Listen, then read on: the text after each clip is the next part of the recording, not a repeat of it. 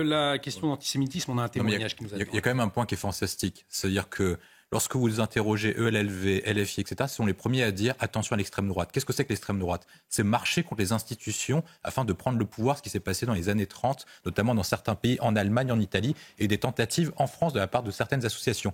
Qu'est-ce que c'est que des partis politiques avec des représentants à l'Assemblée nationale qui appellent à marcher contre des décisions de justice ? On n'appelle pas à contester une décision de justice. On a le droit en tant que parlementaire ou en tant que politique ou en tant que citoyen de se dire je suis contre la décision de tel avis rendu par tel juge. Mais là, vous avez quand même des personnes qui contestent explicitement et qui disent il faut marcher contre la décision judiciaire, marcher contre la décision prise par les autorités publiques. Et ça pose quand même un grand problème que moi je trouve qu'on n'évoque pas assez. Quand vous avez des responsables nationaux qui disent la justice a rendu une décision, le préfet a rendu une décision qui a été validée par la justice administrative en référé, vous avez quand même des gens qui disent allez contre la décision de la justice, marchez dessus, bravez l'interdiction et ensuite après vous inquiétez pas, on pourra confier-nous le pouvoir. Nous serons des gens qui seront démocratiques et des gens qui vont assurer la séparation des pouvoirs. Tout va bien, ça c'est le premier problème. élément. Le deuxième point verbalisé cet après-midi par Johan.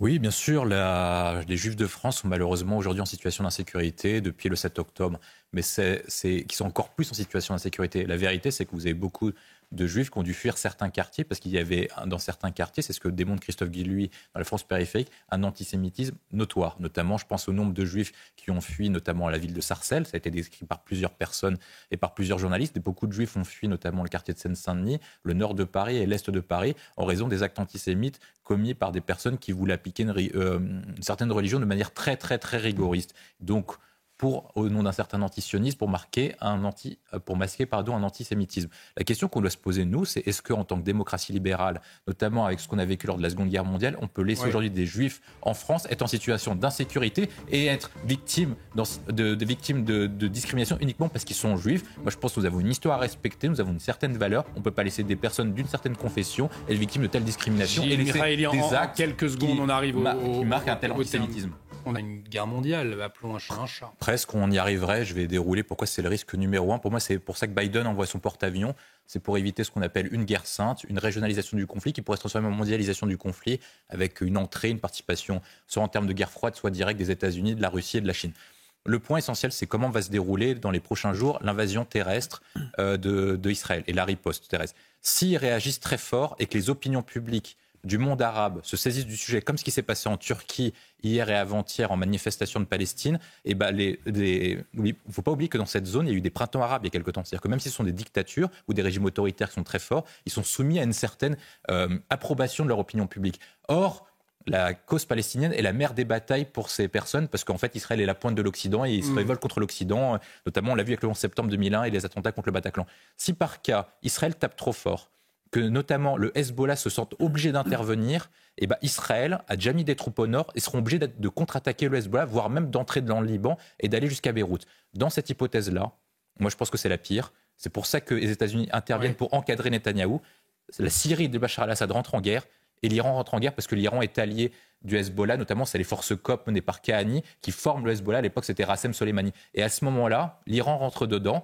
Les pays du monde arabe, notamment du Golfe, voire du Maghreb, sont obligés de se poser en solidarité avec l'Iran et vous entrez dans ce qu'on appelle une guerre sainte, une régionalisation du conflit avec tous les pays du monde arabe contre Israël. Les points qui sont importants et qui amènent dessus, c'est la déclaration du ministre des Affaires étrangères iranien qui a dit attention à Israël et à sa méthode d'intervention, nous sommes prêts à entrer en guerre. Le deuxième point, c'est la réaction des pays du Golfe, Arabie Saoudite, Qatar et Émirats Arabes Unis, qui sont désolidarisés, et pourtant signataires des accords d'Abraham, qui sont désolidarisés, qui n'ont pas condamné l'attaque du Hamas. Donc ça veut dire qu'on arrive potentiellement dans une guerre sainte, et si par cas l'Iran rentre dedans, forcément, ces alliés naturels, on y arrive sur la mondialisation, parce qu'ils participent à l'effort de guerre de la Russie, plus ils participent au ce qu'on appelle le projet route de la soie de la Chine, notamment avec l'arc chiite. Donc ça veut dire que potentiellement la Chine et la Russie rentrent dedans. Et donc là, on arrive dans un conflit qui peut être le scénario majeur. Du pire, on sera très que pour la paix. Moi, mon avis. Voire en soutien au Hamas. Et c'est ça toute l'interrogation aussi. Il y a deux sujets. Le premier sujet, c'est que l'État, encore une fois, malgré sa multiplicité de lois, malgré sa multiplicité d'interdictions, n'est pas foutu de faire appliquer ses propres règles sur son propre territoire. Donc l'autorité de l'État se fait bafouer par des gens qui se proclament pour la paix. C'est quand même compliqué d'annoncer que vous êtes pour la paix en bafouant les règles d'un État de droit comme la République française. C'est le premier élément. Donc la question qui se pose, c'est plutôt que d'inventer des lois inutiles, de multiplier des lois, de multiplier des règlements, il faudrait peut-être faire appliquer celles qu'on veut mettre en place, notamment les interdictions. C'est le premier point, parce qu'on ne peut pas avoir un État de droit avec un monopole de la violence légitime lorsqu'on se fait marcher dessus et que des gens marchent sur vos interdictions. Ça, c'est le premier élément. Le deuxième point, sur les manifestations pro-Palestine, on a un multiple faisceau d'indices. Pierre-Henri Bovis dit qu'on n'a pas le droit d'interdire des manifestations sur un présupposé mot d'ordre.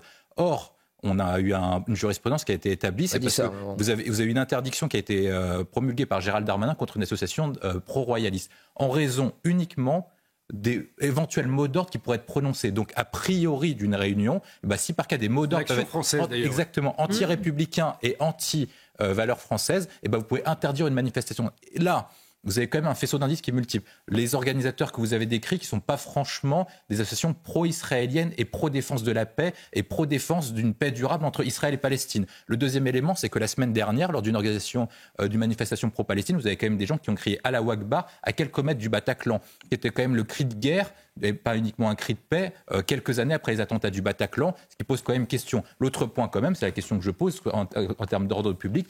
Imaginez que quelqu'un se balade de confession juive avec des signes ostentatoires, notamment une kippa, etc. Est-ce que vous pensez qu'il sera en sécurité dans une manifestation ? Est-ce que vous pensez que quelqu'un, une famille qui se baladerait avec ses enfants et dirait que je suis juif, serait en parfaite sécurité, se porterait parfaitement bien ou se ferait lyncher à longueur de temps ? Moi, je pense que ces manifestations... Est-ce qu'on a le droit de manifester pour la Palestine ? Évidemment. Est-ce qu'on a le droit de s'inquiéter pour la population de Gaza civile ? Évidemment. Est-ce qu'on a le droit de vouloir la création d'un État palestinien et d'avoir un État palestinien qui soit proche d'Israël ? Évidemment aussi. Par contre, est-ce que vous ne pouvez pas vous dire, à la suite de multiples manifestations, à la suite des mots d'ordre donnés par certaines organisations que vous avez citées, à la suite des mots d'ordre donnés par certains responsables politiques, que ces manifestations ne sont pas pro-Palestine, mais finalement pro-Hamas déguisées, comme vous avez des gens qui se disent, finalement, nous sommes anti-sionistes, mais en fait, ils sont véritablement antisémites. C'est la question que je pose. En tout cas, Non, mais déjà, le premier point, c'est que la liberté de manifestation n'est pas une valeur absolue. C'est un principe constitutionnel qui doit être concilié avec d'autres principes, et vous le savez très bien, vous êtes avocat. Bien sûr. Il doit être concilié à un principe qui est très clair, c'est la conciliation avec la question du trouble à l'ordre public. C'est ce que je viens de dire, tout à fait.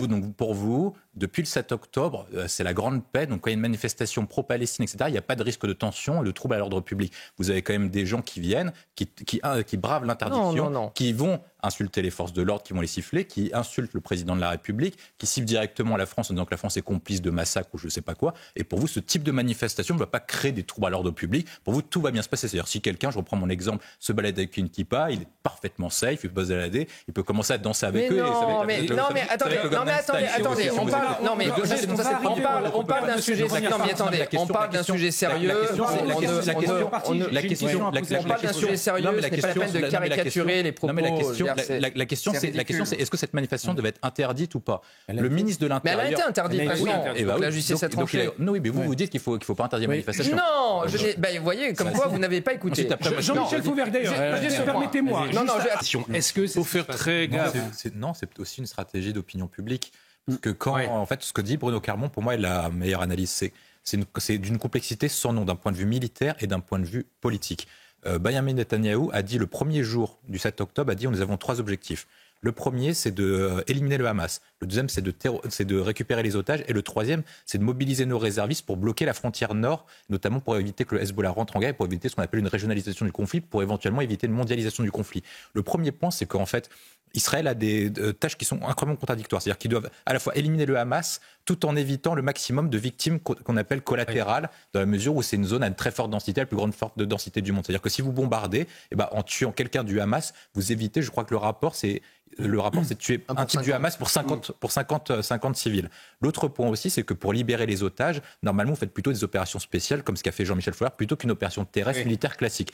Donc, en fait, le seul point qu'ils ont actuellement en termes de stratégie militaire, c'est on bombarde pour éviter au maximum les pertes militaires de notre côté, pour ensuite, après, entrer et sécuriser des points de territoire où ils supposeraient qu'il y ait les otages, dans la mesure où les otages seraient éventuellement encore dans Gaza. Ils sont peut-être même plus à Gaza, si ça se trouve. L'autre point aussi que je vois, et maintenant qui rentre sur la question que vous posez, c'est pourquoi est-ce qu'ils doivent faire gaffe à l'opinion publique ? Parce que vous voyez que les pays du monde arabe qui s'étaient rapprochés d'Israël, maintenant se désolidarisent d'Israël pour rester du côté de la Palestine. Si par cas Israël tape trop fort, est-ce que vous n'aurez pas une pression de l'opinion publique de l'Arabie Saoudite, des pays du Golfe, des pays du Maghreb et notamment des pays de l'arc chiite, donc Liban avec le Hezbollah, Syrie qui peut rentrer en guerre parce qu'il veut récupérer une partie du territoire d'Israël et également l'Iran qui diront Israël commet entre guillemets des crimes de guerre contre Gaza, le devoir de tout peuple arabe c'est de rentrer en guerre et dans ce cas-là vous arrivez sur le cas du Hezbollah qui rentre, éventuellement la Syrie qui rejoindrait aussi, et l'Iran aussi, et ça provoquerait un conflit qui est régional, ce que doit absolument éviter Israël, dans la mesure où c'est ce qu'ont dit Joe Biden et Benjamin Netanyahu. Il fait écho d'ailleurs ce que vous